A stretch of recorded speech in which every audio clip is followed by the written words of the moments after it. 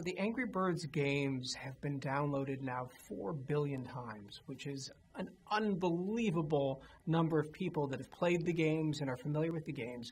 And I think at the center of the games were characters. And that was one of the most important things that I think distinguished Angry Birds from a lot of other games. And in our first movie, we really focused on bringing those characters to life and taking the characters to the next level of reality. And I think that at the heart of all great animation is characters that an audience connects to. Mm-hmm. Well, it's a very unique kind of a hero's journey that Red has in our movie, because he, in the past, was an outcast and wasn't really well liked and didn't have many friends. But at the end of the first movie, he became the hero. And so at the start of Angry Birds 2, he is a hero, and he is at the top of his game. He's happy for the first time in his life, and all of a sudden, he realizes that there's a truce forming between the birds and the pigs, and he no longer has a purpose. And he no longer has a reason to be a hero, and he's worried about losing everything that he's now gained.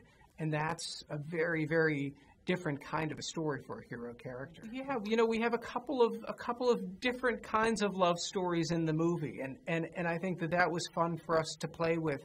You know, I think that it is so much fun to see a character who is incredibly socially awkward and not necessarily good at making friends suddenly getting thrust into a situation where now, all right, he's at speed dating, he's kind of getting thrown out of his comfort zone. And I love in movies when there is great friction between characters in a romantic way that sometimes leads to a lot of comedy, you know, along the way. I think they all have anger in the little places. In many ways, Red is the angry character, and maybe that's expressed a bit more as grumpiness than anger most of the time.